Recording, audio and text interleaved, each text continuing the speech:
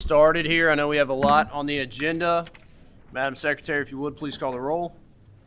Senator Gardler, Senator Carr, Senator McDaniel, Senator Mills, Senator Southworth, Senator Storm, Senator Thomas, Senator Wilson, Senator Yates, Senator Wheeler, Chairman Schroeder. I am here. We're going to get started with Senator Webb's resolution. This is Senate Joint Resolution 91. And Senator Webb, turn it over to you. Thank you, Mr. Chairman and committee. This was brought to me by the president of my local Chamber of Commerce in Olive Hill, Kentucky. And we are the home of Tom T. Hall, who's now deceased. He's one of our favorite native sons. A lot of the activities through the year are tourism activities, Main Street activities are around his name. And so he donated a large part of memorabilia prior to his death. And contrary to Senator Wilson's request, I won't be singing today. The last time I did that was actually with Tom T. Hall's son and Beta Club initiation in Carter County, and I don't think y'all would want to hear that. So I would ask that y'all consider this measure favorably and not let Franklin, Tennessee or Moorhead steal our thunder on that. Motion on the resolution. We have a motion. Are there any questions? Do you have a question? We have a motion, Senator Mills. We have second, Senator Wilson. Seeing no questions, Madam Secretary, please call the roll. Senator Gardler, Senator Carr, Senator McDaniel. Cast my vote and explain, Mr. Chairman. Please do. I cast an aye vote, and Senator Webb, my favorite memories in my whole life. My dad and I used to ride job sites on Saturday mornings and listen to Tom T. Hall and chew Wrigley's spearmint gum. So, I mean, I'm so happy to get to vote on You this. might be my homeboy after all. Thank you, ma'am. Senator Mills, Senator Southworth, Senator Storm, Senator Thomas, Senator Wheeler, Senator Wilson, Senator Yates, Chairman Schroeder. I vote aye. At this time, with the sponsor's permission, I would entertain a motion for the consent calendar. We have Senator Mills. Second, Senator Yates. All those in favor of adding this to the consent calendar, please signal by saying aye. Aye. Any opposed? It will be on consent. I appreciate that, Mr. Chairman and committee, and get it over to Representative Flannery just as soon as we can. And I'm in camo. Don't be scared. We've got Sportsman's Caucus going on now. Come over and get some chicken at 149. Thank you. Okay, congratulations, Senator. I think I saw Senator Meredith. You want to come to the table? We have Senate Resolution 130.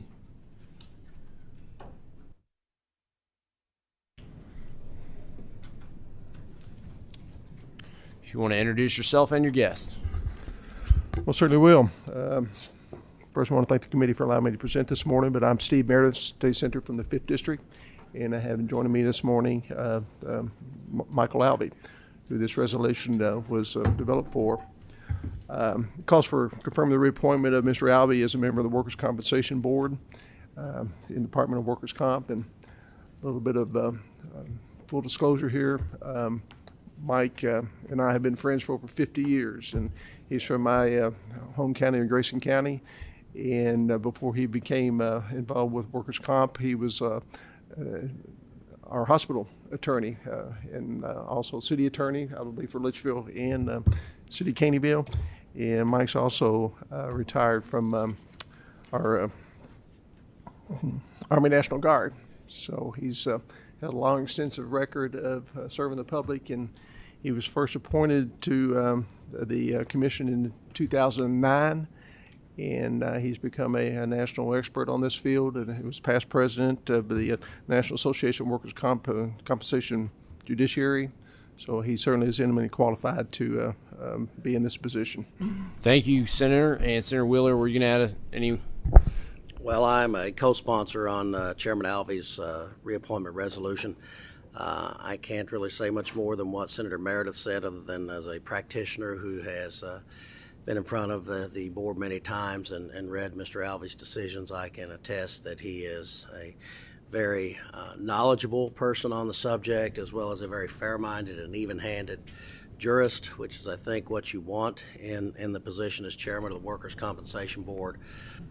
So I would heartily encourage his reappointment. Thank you, Senator Wheeler. Members, any questions? Seeing none, I'll entertain the motion. We have a motion from Senator Mills. I'll second Senator Yates. Madam Secretary, please call the roll. Senator Gardler, Senator Carr, Senator McDaniel, Senator Mills, Senator Southworth, Senator Storm, Senator Thomas, Senator Wheeler, Senator Wilson, Senator Yates, Chairman Schroeder. Vote aye as well. Congratulations. Thank you, sir. On consent, or do we? Oh, can you? We can put this on consent. We do have a consent motion. I heard Senator Wilson first, and I heard the second, Senator Yates. All those in favor of putting this on the consent calendar, please signal by saying aye. Aye. Any opposed? Hearing none, it will be on consent. Congratulations, Senator. Thank you, Mr. Chair, and thank you, members of the committee. Senator Wheeler, I'm going to ask you to step aside for a second. We have a member who's not a member of this committee, Senator Nemes. If you want to come on up to the table. Senator Nemes will be presenting Senate Bill 180.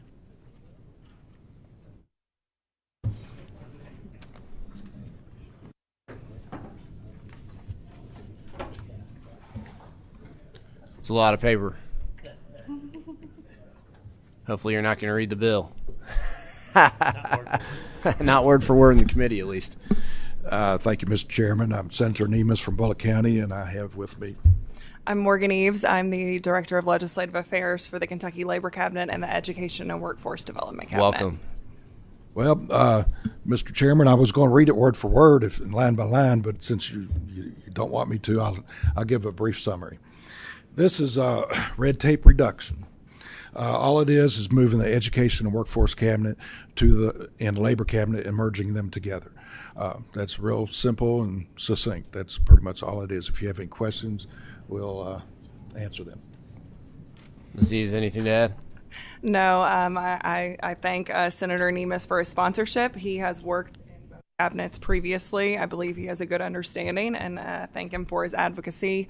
It's simply consolidating two cabinets who already have parallel missions and making sure that we can sort of comprehensively serve the workforce in Kentucky, both the employer and the employee. It sounds good. Thank you for that. Members, any questions? Seeing none, I'll entertain a motion. So moved. We have Senator Yates, second, Senator Mills. Madam Secretary, please call the roll. Senator Gardler, Senator Carr, Senator McDaniel. Please do.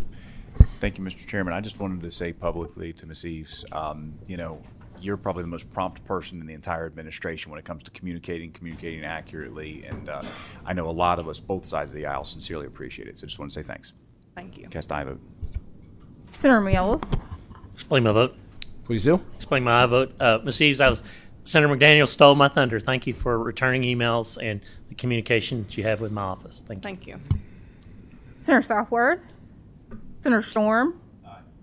Senator Thomas. Aye. Senator Wheeler. Aye. Senator Wilson. Aye. Senator Yates. Aye. Chairman Schroeder. I vote aye as well. It passes. I will entertain a consent motion at this time. We have Senator Mills. We have a second. I think it was Senator Storm. All those in favor of putting this on the consent calendar, please signal by saying aye. Aye. Any opposed? Hearing none, it will be on consent. Congratulations. Thank you for being here. Thank you, Chairman and committee members. Senator Wheeler, you have two resolutions. I'm not sure which one you would prefer to take first.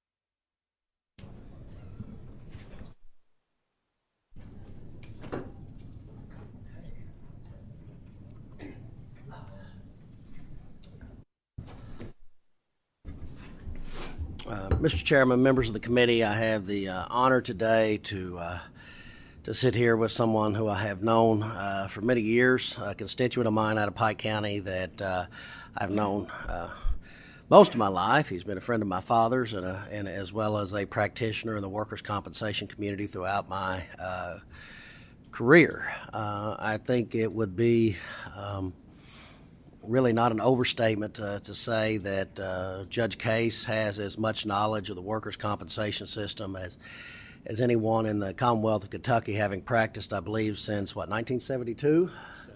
1970. In many ways, he's the dean of our workers' compensation bar and has really been a fabulous judge over his last period of time through the prior two administrations. I think if you look at what Judge Case's record is, you'll see it as one of even-handedness. In fact, if there's any, and I think it really shows if you look at the settlement numbers that Judge Cases arrives at, he's the type of guy that can get both sides towards an equitable resolution of a case, while at the same time having the legal acumen to make the tough decisions that sometimes have to be made. In particular, on the area of co-workers' pneumoconiosis, Judge Case is considered a legal that matter. For many years, he had the co-workers' pneumoconiosis docket at the Department of Workers' Claims and handled that in a very serious and professional manner. I think that if you asked any professional or practitioner of workers' compensation throughout the Commonwealth regarding one of their favorite judges to deal with, either defendant or plaintiff, then Judge Case would always come out towards the top. So I would heartily encourage each member of this committee to vote for his reappointment as an administrative law judge, as has been done twice before. Members, any questions? Seeing none, entertain a motion. Motion to approve. Senator Mills with the motion. Second, Senator Yates. Madam Secretary, please call the roll. Senator Gardler, Senator Carr, Senator McDaniel, Senator Mills, Senator Southworth, Senator Storm, Senator Thomas, Senator Wheeler, Aye. Senator Wilson, Senator Yates, Chairman Schroeder. I vote aye as well. Congratulations. Motion for consent. Motion passes. Motion for consent. We have Mills and Storm with a second. All those in favor of putting this on the consent calendar, please signal by saying aye. Aye. Any opposed? Hearing none, it will be on the consent calendar.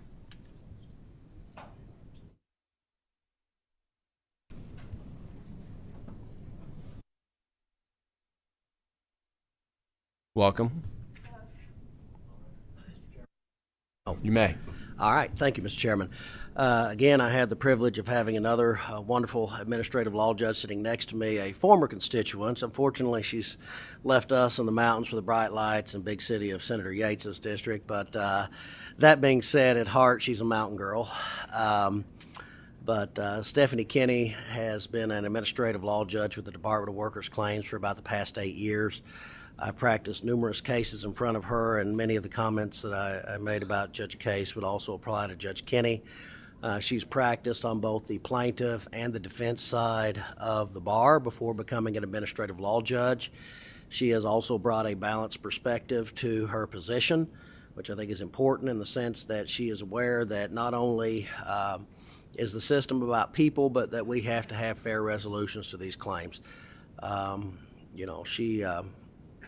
She's handled many cases, both as a practitioner as a judge. I know a couple of them that are published Supreme Court cases that she has handled, and I think she has both the knowledge, the temperament, and the ability to continue to serve in this vital capacity for our injured workers of Kentucky, and I would heartily recommend her reappointment as an administrative law judge.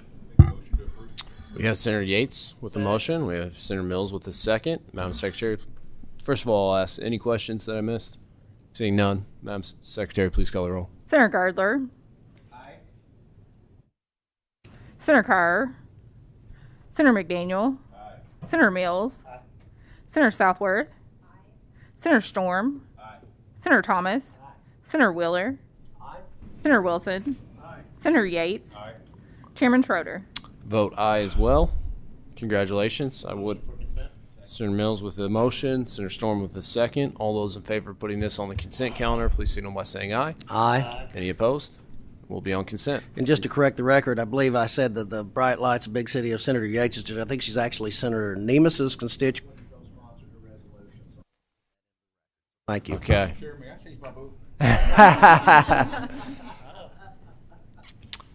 Thank you, Senator Wheeler. Next up, we are going to hear House Bill 4. This is Representative Weber's bill.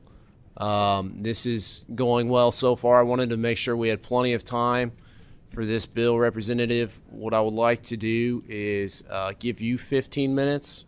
We have 3 people that have signed up to speak in opposition. I want to give them 15 minutes combined, and then members, then we'll open it up for questions after both presentations.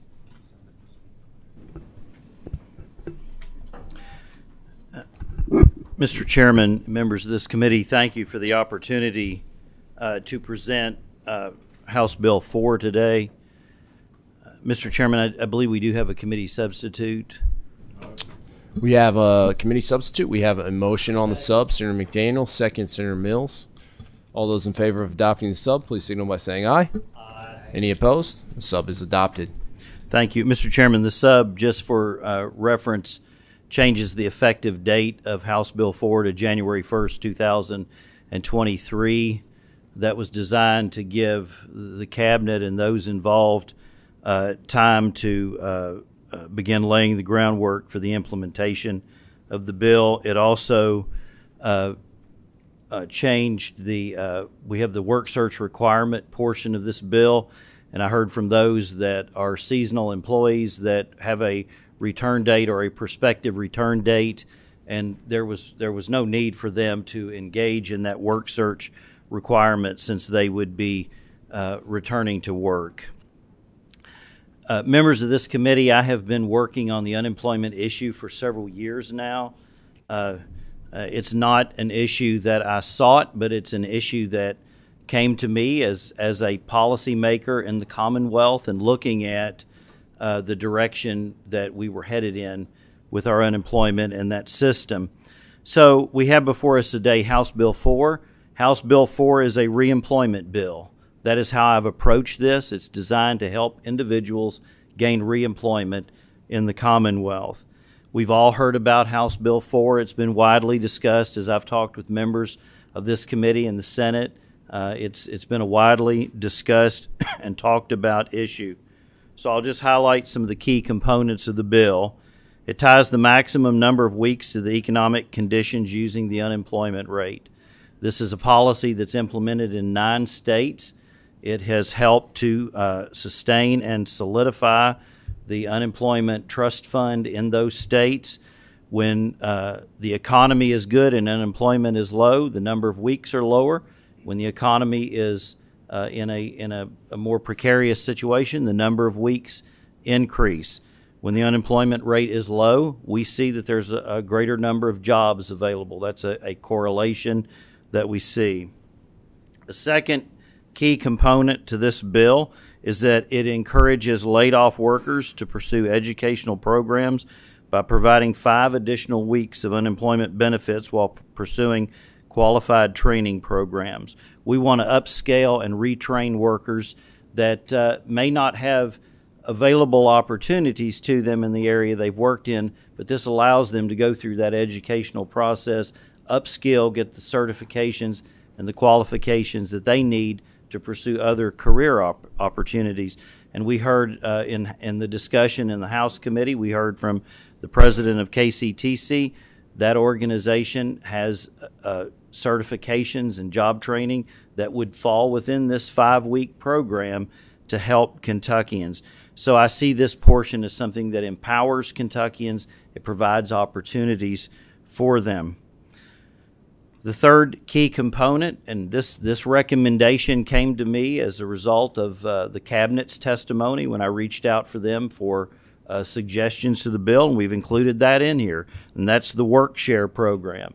And a number of folks have been very excited about this. I was not familiar with it at first, but after the presentation that the Cabinet made, I investigated it, looked into it, did some research on it, and found it to be a worthwhile program that I think needed to be included in this bill. 27 states implement it. It can help employers and employees in tough economic times. The workers continue to work a portion of their hours, and they receive a portion of unemployment benefits. This keeps the workers from being permanently laid off or losing their positions. This process also allows workers to continue to receive their employer benefits, such as their health care and their retirement savings. Again, that's a worthwhile program. I think it helps the workers. I will tell the members of this committee, this bill is not a silver bullet. This does not solve our problems related to unemployment insurance, but this is a good first start. This is a good piece of public policy that can move us in the right direction. We all want our trust fund, unemployment trust fund, to be solvent and solid. For those of you on this committee that are like myself and may have a few years on you, the last time the unemployment trust fund was solvent in this state was 1974. The only other state that follows us is the state of Pennsylvania. My goal is to see the trust fund solvent, help workers by reentering the workforce. Mr. Chairman, thank you for the opportunity, and I think Kate has a statement. Thank you, Mr. Chairman, members of the committee. I'm Kate Chang, Senior Vice President of Public Affairs for the Kentucky Chamber of Commerce. We appreciate the opportunity to speak in favor of House Bill 4 today. As you know, we have been working on unemployment-related issues for a while now and have been very much focused on our workforce challenges in Kentucky. We published a report this past summer, 20 Years in the Making, Kentucky's Workforce Crisis, that describes the challenges we face with having the third lowest workforce participation in the nation and how we can address that shortage through policy and programs. And the report came to a very important conclusion, and that is that we have multiple reasons for our workforce shortages, and we need a multifaceted approach to addressing those. We continue to be hopeful for a sustained recovery. New job announcements are exciting, and we celebrate the expansions of new companies, those that want to come to Kentucky and those that want to expand in Kentucky. But we cannot only focus on job creation, we must ensure that we have the workers to fill those jobs as well. A robust economy is not sustainable when nearly half of the working age population is not working. Our economic future is not uncertain because businesses don't want to locate or expand here. Our geographical location, low cost of doing business, affordable, reliable energy are all reasons to do business in Kentucky. But we cannot become known as a state that is short on workers. There isn't one specific bill or one specific program that can overcome our workforce shortage, but House Bill 4 specifically tackles a few of our challenges. Kentucky had the longest average duration spent on unemployment between 2009 and 2019 in the nation. Too long a duration, 19 weeks on average, when jobs are available and the economy is growing. This harms employment in Kentucky, hurts small businesses and employers, and negatively affects our unemployment insurance trust fund, leaving us poorly prepared for the next economic downturn. The skills gap between workers and available jobs is another major challenge that we face in Kentucky. Our report pointed out that Kentucky trails the nation when it comes to post-secondary attainment, while we know an increasing number of jobs are requiring some training beyond a high school degree. This trend is expected to accelerate in the coming years. As Chairman Weber described, this bill ties the maximum number of weeks to the situation with the economy and the unemployment rate. We know that people tend to look for work more intensely when their benefits are going to run out. Reducing the weeks when there are more jobs are available means getting people back to work more quickly, which is a good thing for workers and a good thing for the economy. House Bill 4 updates the work search requirement by expanding the definition of work search to better match modern-day work search efforts and increase the number of work search activities from 1 a week to 5 a week. This encourages a more aggressive search for work and finding that next employment opportunity. House Bill 4 encourages laid-off workers to pursue education and training by providing an additional 5 weeks of unemployment benefits while pursuing qualified training programs. This could create powerful opportunities for workers to seek out programs that will increase their employability and earning potential in the long run. Finally, House Bill 4 provides new flexibility for employers that face a downturn by authorizing a work-share program. This is offered in 27 other states. Work-share programs can help maintain the employer-employee relationship during difficult economic times, and as Chairman Weber pointed out, it allows the employee to retain their health care and retirement benefits, which I think is important. We know this bill will not solve all of our workforce shortage problem in Kentucky. Additional work must be done to tackle challenges such as lack of childcare, the need for more education and training post-high school, transportation, health problems. But the Chamber has long championed policies and programs related to these barriers and will work on legislation this session related to these barriers as well. We urge you to take bold steps this session in addressing our workforce shortage and respectfully request passage of House Bill 4. Thank you. Okay, at this time, I think what I'd like to do is, we do have some questions, but I want to make sure we have hear the opposition as well, and then we'll take turns with the questions, and I'll make sure everyone has time. So would ask you to step aside or take some seats. And we have 3 different people that signed up. If you could start coming to the table: Bill Lundgren, Dale Raines, and Dustin Pugel.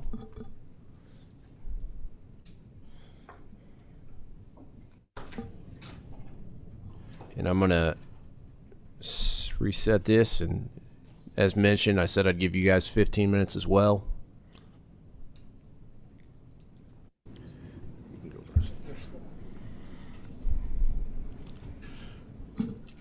Good morning, Mr. Chairperson, members of the committee. Thank you for this opportunity.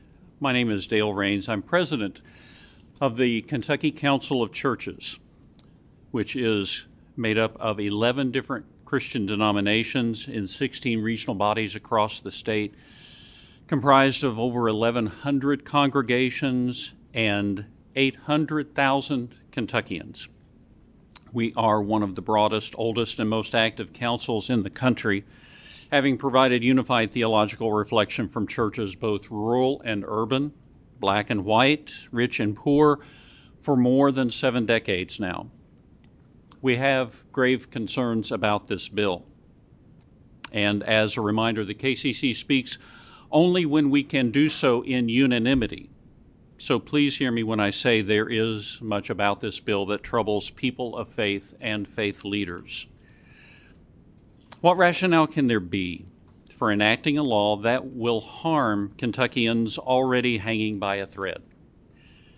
What rationale can there be for enacting a law that will force more Kentuckians into the category of the working poor? Should we be content with a system where anyone who works remains poor? Are we really willing to sacrifice our neighbors so that some of our corporate neighbors can pay lower wages in order to increase profits? Indexing the number of weeks of benefits to the statewide unemployment rate will especially and disproportionately harm economically distressed rural communities. On average, over the last decade, 31 Kentucky counties had an unemployment rate that was at least 30% higher than the state's. And Hb4 will ruthlessly shorten benefits for people in these communities despite the long haul they face in finding new jobs. Slashing unemployment insurance disproportionately harms black Kentuckians who face higher rates and longer duration of unemployment. Black Kentuckians made up 16.4% of unemployment insurance claims in Kentucky in December of 2021, compared to 9.3% of the state workforce. Getting a new job is also especially difficult for Kentuckians with disabilities and people seeking a second chance after incarceration. This could have a devastating effect on people's ability to pay their rent or their mortgages.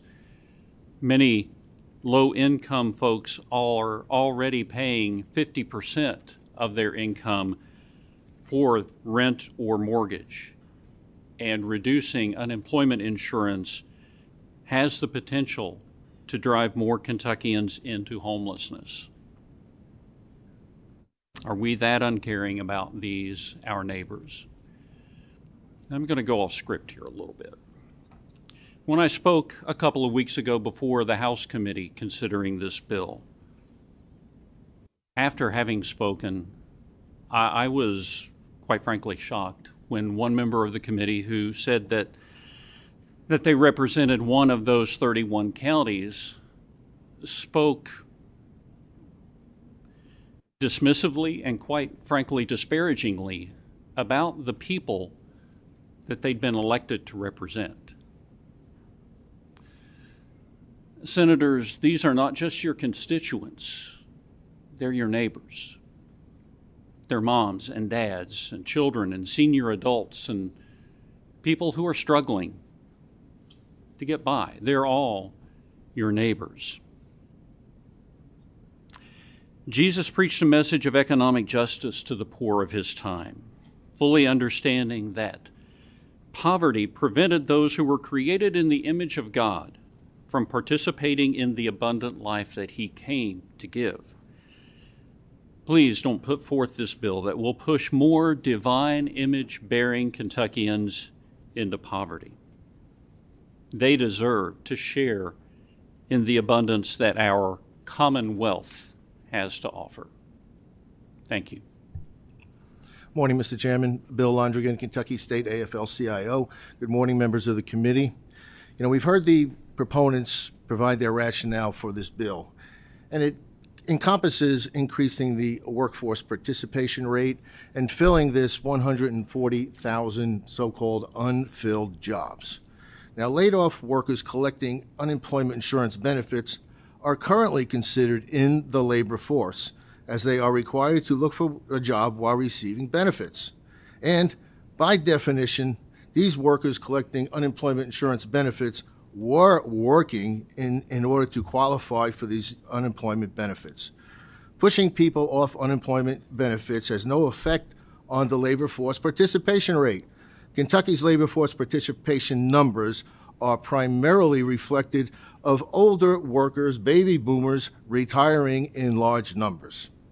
Decreasing the number of weeks unemployment insurance benefits are available has not boosted the labor force participation in other states.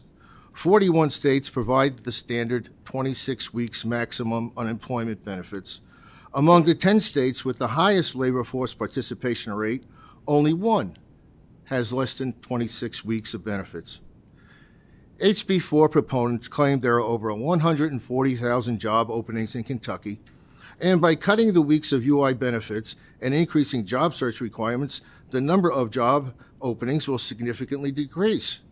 Yet, as of December 2021, the latest of data available, there were only 12,982 workers receiving unemployment insurance benefits, which is less than 1% of the workforce. Additionally, only 1 in 5 Kentuckians who are out of work and looking for a job even receive unemployment benefits. Decreasing the number of weeks UI benefits available doesn't lower the rate of unfilled positions either. Among the 9 states with less than 26 weeks, 7 had higher rates of job openings than the national average, and all have rates of unfilled jobs above Kentucky's. Taking money out of Kentuckians' pockets when they've lost work means more hardship for them and less spending in local economies. UI benefits are spent at the local grocery store, gas station, pharmacy, and to pay essential heating, water, and mortgage payments, generating $1.80 in the broader economy for every dollar that's spent. By cutting the number of weeks of benefits, less money will be spent in the local economy. We talk about the UI Trust Fund often. Right now, the UI Trust Fund has a balance of $344.4 million and an anticipated inflow of another $242 million in federal dollars. The UI Trust Fund, through the ARPA Fiscal Recovery Fund monies, will have at least $586 million in the balance after that money is received. And Kentucky does not owe any money back to the federal government for unemployment insurance benefits at the time. HB4 would lower what employers contribute to the UI Trust Fund, even though Kentucky employers are paying less as a share of total wages on contributions to the UI Trust Fund now than at any point in the program's 84-year history. HB4 indexes the number of weeks of benefits to the state unemployment rate from the first 3 months of the previous year and will especially harm economically distressed rural communities that lack jobs and harm laid off factory workers, coal miners, and others that lack transportation and access to child care, or have disabilities or felony convictions, or lack skills or training. On average, over the last decade, 31 of our counties had unemployment rates at least 30% higher than the state average. And HB4 will unnecessarily shorten benefits for workers in economically distressed communities, despite the long haul they face in finding new jobs, which are concentrated in other parts of the state. We know where the jobs are. They're not in Magoffin, Lawrence, Clay, or Martin counties, or Eastern Kentucky counties, are they, Senator Wheeler? Under House Bill 4, the number of weeks of UI benefits a worker could get cut by up to 54%. The average weekly UI benefit is currently $371.44. If an unemployed worker collects the average weekly benefit for the current maximum 26 weeks, they are eligible for a total of $9,657 in benefits. If the number of weeks were cut to 12, as proposed in HB4, and would prevail under our current unemployment rate of 3.9%, the average UI recipient would now only be eligible for $4,457 in total benefits. HB4's stringent requirements for when UI recipients must accept a job after 6 weeks and lose benefits will push Kentuckians into paying positions outside their field of experience and training. The suitable work wage standard is just 20% more than the current UI benefit, 54% on average of what a jobless worker's previous job paid. So a manufacturing worker earning $25 an hour would need to take the first job offered to them after 6 weeks of UI benefits that paid as little as $13.50 an hour. Forcing workers to take low-paying jobs derails their careers and reduces lifetime earnings and spending, and makes it harder for employees to match with someone who has the skills they need.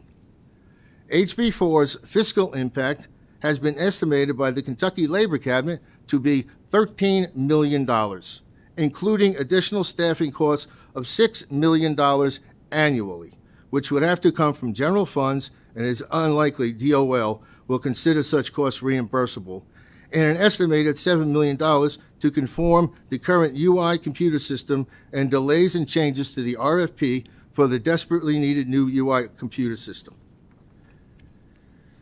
I suggest there are better ways to fill these 140,000 unfilled jobs, would be to offer higher wages and benefits, and maybe stop offering jobs that often pay sub-minimum wage of $2.13 an hour, which many of these jobs do. Those fond of the free market should agree to that. Cutting unemployment insurance benefits solves none of the labor force participation issues, and without a doubt will put more pressure on those who have been laid off through no fault of their own, and make it harder to pay bills and provide for their families. In closing, HB4 is unnecessary, unfunded, and unfair. Thank you. My name is Dustin Pugel. I'm with the Kentucky Center for Economic Policy, and I have 3 minutes, so I'll try and go quickly. Mr. Chairman and members of the committee, thank you for giving me a moment to speak on this critical issue. All of us in this room received call after call from laid-off Kentuckians trying to get their unemployment benefits in 2020 and 2021. We heard heart-wrenching stories about unpaid mortgages, hungry kids, empty gas tanks, and countless other hardships. You all spoke with workers in your districts on the phone and in person about how badly needed those funds were. Workers that you care about, your family, friends, and neighbors. And the lesson learned was that unemployment insurance was and is a critical tool during downturns and in individual crises. And when it's unavailable, it's catastrophic for workers and their families. House Bill 4 does nothing to address those problems, and instead moves in the opposite direction. We've said a lot about how this cuts off the number of weeks. We went and used the same standard that House Bill 4 uses to determine the number of weeks that are available over the past 30 years to see how it would affect each of those 63 6-month periods. And we found only twice would it have hit 24 weeks, which is the maximum allowable under the bill. Under House Bill 4, in 2020, there would have only been 12 weeks available to claimants, even when the unemployment rate hit 16% in the state. But because of the suitability standard in Section 2, it's actually far worse than that. By creating an extremely restrictive definition where it says the Labor Cabinet shall decide that work is suitable under the standards that Bill mentioned, it actually cuts it down to 6 weeks. This standard turns the screws on Kentuckians looking for work by requiring them to take the first position offered to them, no matter whether it's in their career field or not, so long as it pays about half of what their last job paid. So in practice, that section actually sets the maximum duration of benefits at 6 weeks, regardless about what's on paper. That's half of what even the stingiest states in the country offer. This is not a recipe for a strong economy. It's a recipe for low wages and increased hardship. And make no mistake, policies like these have increased hardship and have failed to improve the workforce participation in other states that have tried cutting the weeks of unemployment benefits. For example, of the 10 states that provided less than 26 weeks of unemployment benefits, 7 are in the bottom half of all states for labor force participation, and 5 are among the worst 10. A second measure of this policy's failure is its lack of a reduction of the rate of unfilled jobs. All 10 of the states with less than 26 weeks had an unfilled job 30 rate seconds. at or above Kentucky's or the rest of the nation's. And yet a third indicator of the policy's failure is the absence of an employment change after the cut in the weeks was implemented. When you compare the 24 months of job growth before and after a cut, in the 10 states that have experimented with fewer weeks against job growth in states offering the full 26 weeks during the same time frame, there was no discernible difference. These facts speak for themselves, but we don't have to look further than our own state to understand that this doesn't work. When half of the states cut off pandemic jobless benefits last year, those states did not see more hiring than states like Kentucky who let them continue. And when our benefits did eventually expire last September, we didn't see an uptick in hiring either. Again and again and again, we have examples about how cutting off jobless benefits hurts workers, but will not improve our labor market. And those hurt worst are those in eastern Kentucky, black workers re-entering the workforce after incarceration, and those who have been laid off from closed mines and factories. Okay, thank you. Members, at this time, if we have questions directed at this panel, I would entertain questions for this panel. Okay, seeing none, thank you all. Oh, you do have one, Senator Yates. First of all, thank you. I was doing my best to scribble down notes. I got like 3 pages in front of me. But one thing I like to do is whenever we put forth a theory, before Kentucky tested on ourselves, we look at best practices, what other people have done. I got my little girl Grace today. We were working on that too. She'd have to come up with a theory, and then I guess a lot of the NTI, they can't do it themselves, so we do research to find out what's already been proven. You went through some numbers really fast. Right now, everybody, I think, on this committee in the Senate wants to make sure that we increase the workforce participation. Absolutely. The theory before us is saying by cutting off the unemployment benefits earlier, that will do that. You hit me with some numbers. That's been tried. It's been tested other places. Where has it been tested, and has that failed or has that worked? Yes, there are 10 other states that have less than the national standard of 26 weeks. And in those states, we looked at 3 different measures of employment health. We looked at the workforce participation rate, or the labor force participation rate. We looked at the rate of unfilled jobs, so how successful are these states at filling the open positions that they have. And we looked at how their employment growth changed before and after they implemented this change compared to states that didn't. In none of those 3 circumstances was there success. In fact, in 2 of them, they're worse off than Kentucky is. So in this, may I, Mr. Chair? Well, I should say in one of them, they're as good or worse off than Kentucky is. In the other, they are about the same. Mr. Chair, may I follow up? So, when I look at that, I have trouble because I always want to remember these are people who are in the workforce. These people who their employers paid into this as a part of them working. So for the people that were cut off, their unemployment benefits were cut off early, and I guess under this bill, this would be the hardest on workers anywhere, right? Is this the most? Well, with the suitability standard being 6 weeks and the way that the bill is written with shall instead of may, that requires the cabinet consider work suitable as long as it pays a little over half of what their last job did, regardless of whether it's in their career field, as long as it's within 30 miles of where they live.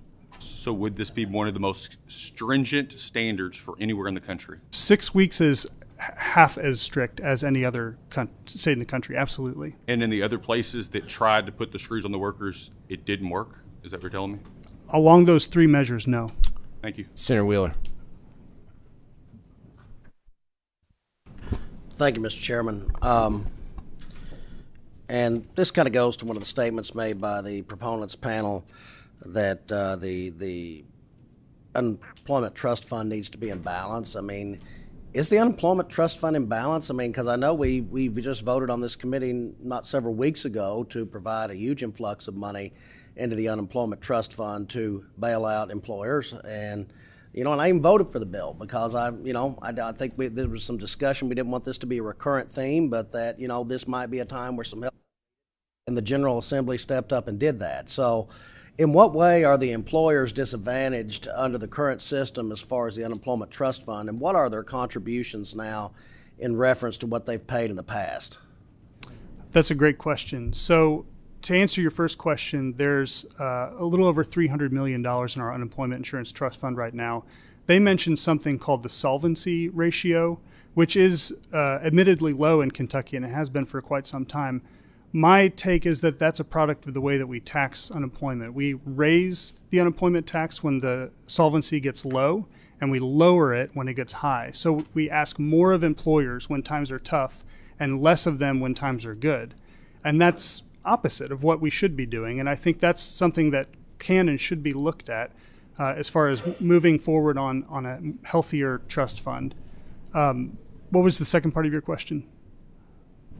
I believe you kind of answered it. I mean, as far as historically, how would you rate the current health of the unemployment trust fund on a historical basis? Well, we're moving in the right direction. A lot of that has to do with the large deposit that was made last year and paying back the loan, as well as just strong corporate health right now and paying into it. The other thing to consider, though, is that the tax rate as a percent of payroll for employers right now is the lowest it has been in the 83 history of the program. It is as low now as it has ever been. Okay, gentlemen, thank you. I want to invite Representative Russell Weber back up.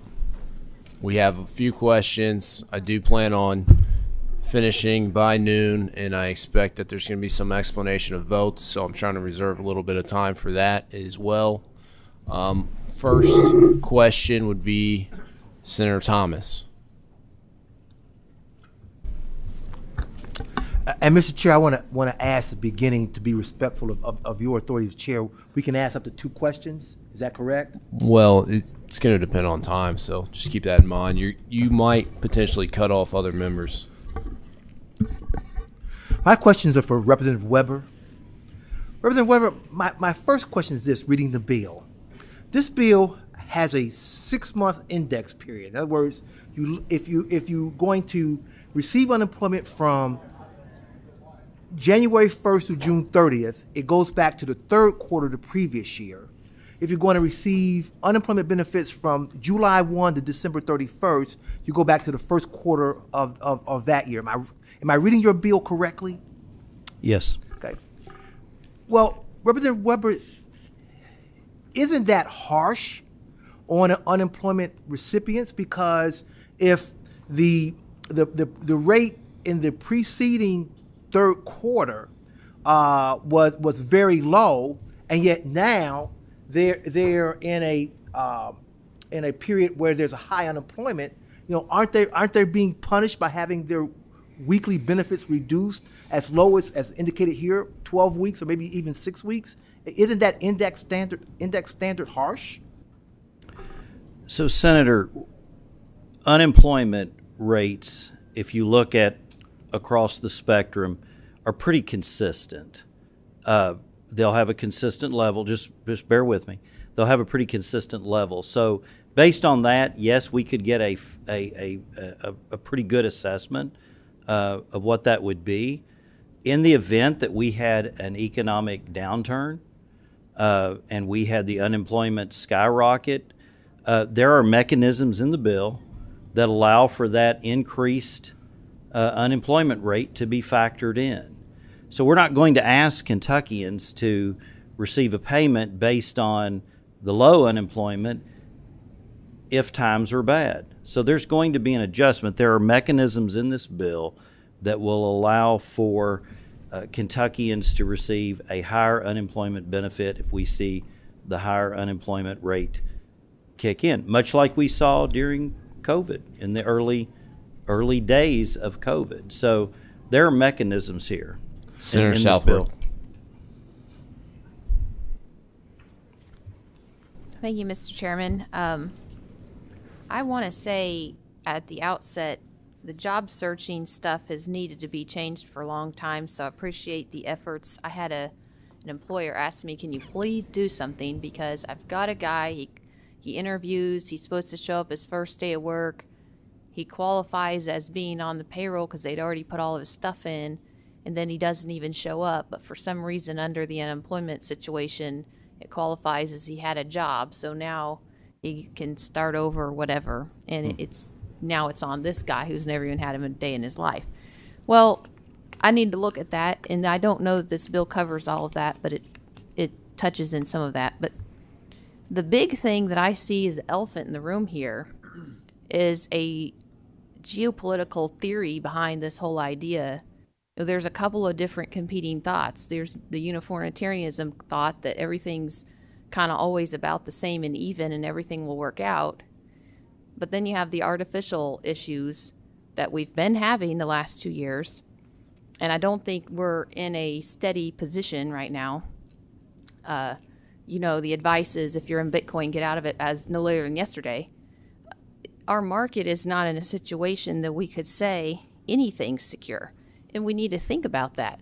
Do we want our people to get used to not having a safety net for insurance? But if their employers are paying in this insurance, they're under the impression they're going to be covered. It's kind of like an employer saying, well, actually, we want to pay less on your health insurance if there's a lot of heart attacks. So you really can't go see just any old doctor if you have a problem. And I have a real problem with that, because it's this big question of what should we be doing and what are we doing. So my question for you all is this percentage adjustment situation. How do you explain that you would have the health of the community? If you follow me, like in the Marxist theory, for example, the health of the community determines your rights as an individual. How do you explain that in light of this bill?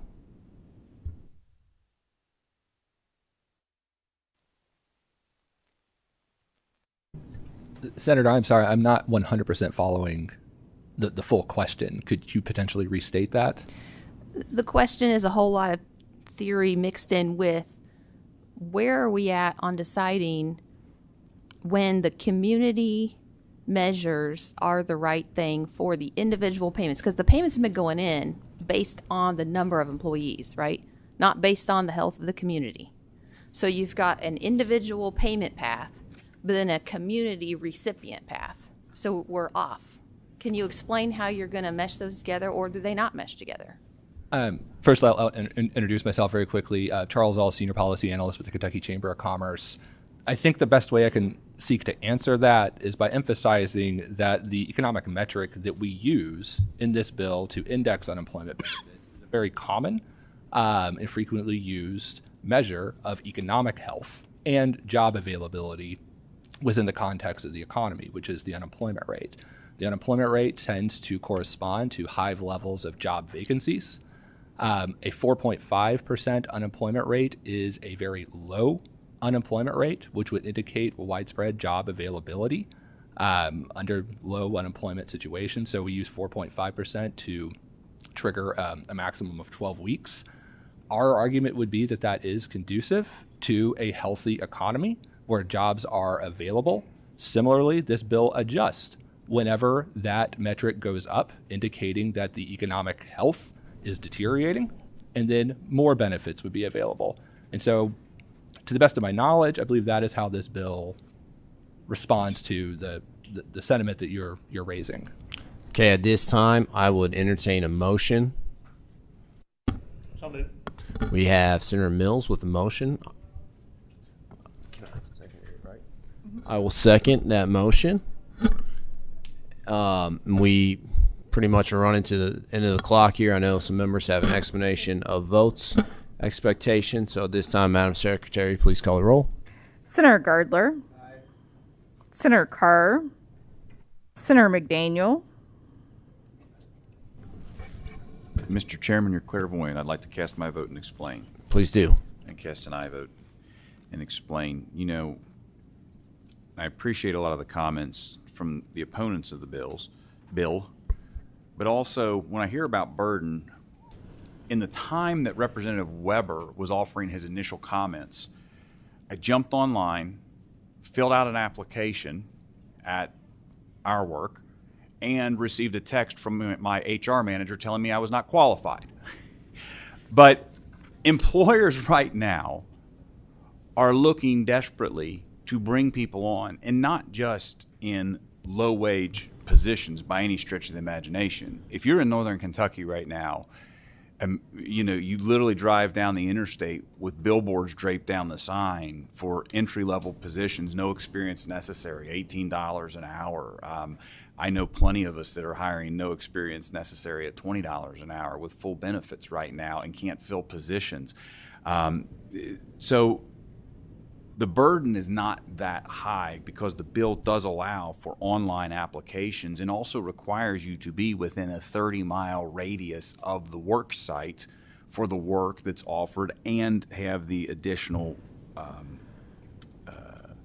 amount of the 120% payment.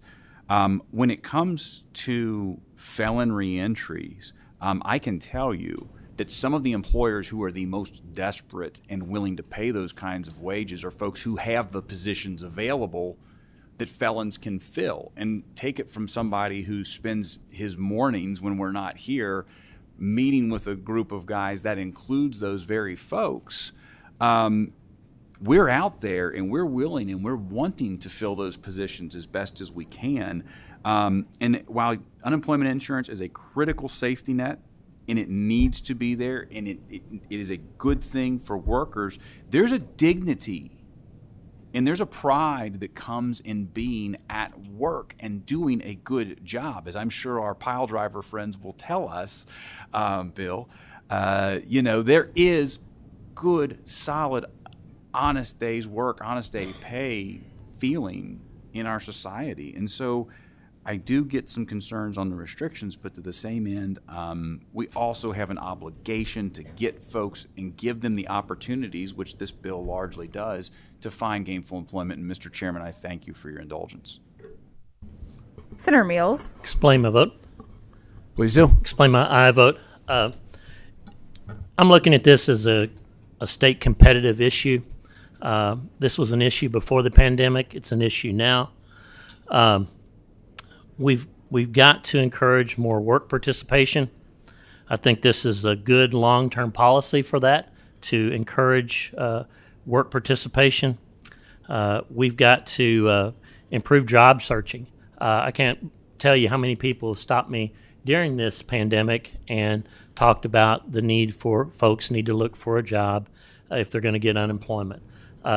I believe that's something we need to do. This bill does that. I think this bill is thoughtful. It's been looked through.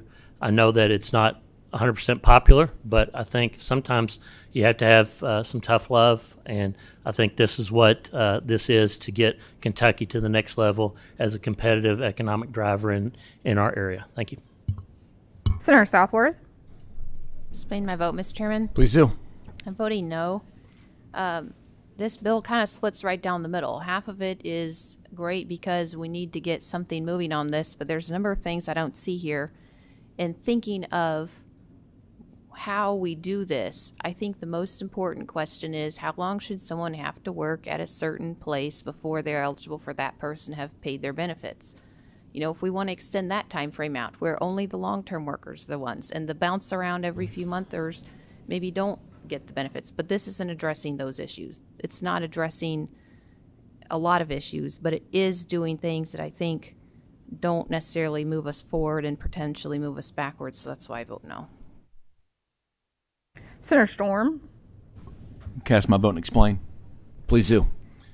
Cast an aye vote today to get this out of committee because I know that there's a lot of good work that's gone into this bill, and I appreciate that work. I also understand that there's a lot of issues in my area and other areas of the state that need to be considered, and I would encourage everyone to try to work on those issues going forward. Thank you. Senator Thomas. Mr. Chair, I'd like to explain my no vote. Please do. Thank you. Mr. Chair, we've just come out of a 2-year pandemic in which we saw what the ravages of lack of employment did to our country. in terms of domestic violence, in terms of mental health, in terms of effects on children, their education, okay, and effects of taking thousands and thousands of Kentuckians, millions of people out of this country, out of work. And so our answer today from House Bill 4 is that now we want to cut those unemployment benefits. I mean, I have to agree with the pastor that spoke that that's immoral. That's just plain right immoral. We are going to adopt a system that says that we're going to index employment to what the rate was when it was good, thereby reducing benefits. Then when people need unemployment the most, that rate's going to fluctuate very high, and that's going to reduce benefits. That doesn't seem to make any kind of sense because employment rates fluctuate. We all know that.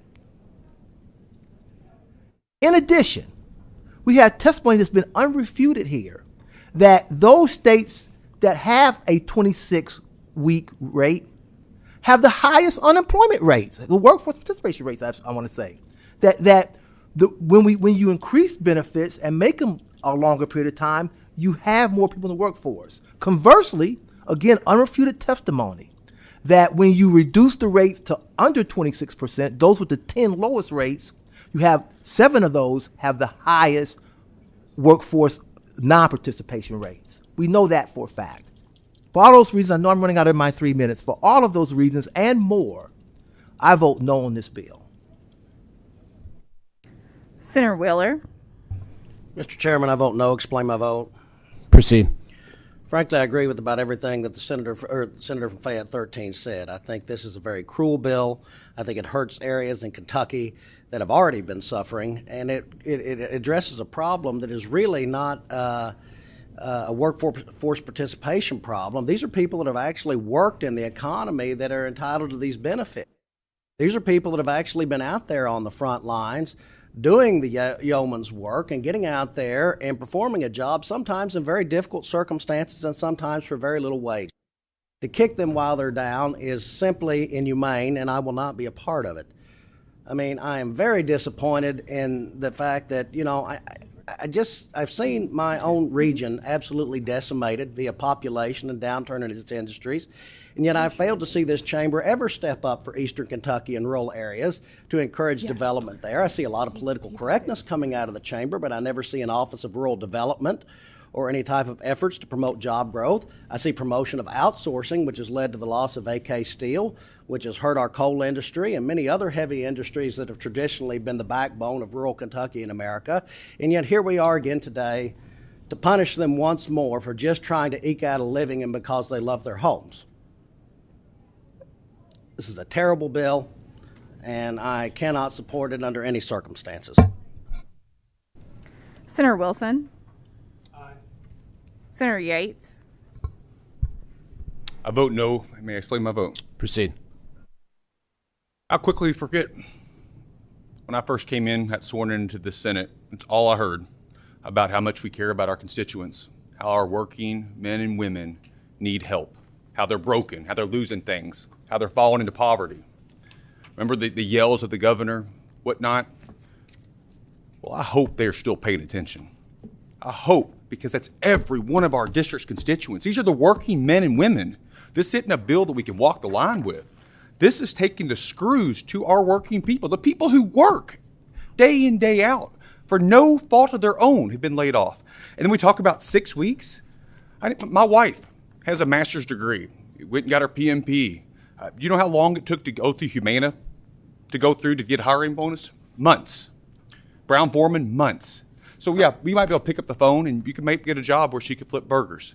But when you're talking about families that have a budget, they have a mortgage, they have house payment, they have children, how are they going to go and supplement that income? This is short-sighted. And let alone the theory, encourage more workforce participation. Absolutely, we all said we're for that theory. But it's been proven wrong. This isn't one we can play ignorant.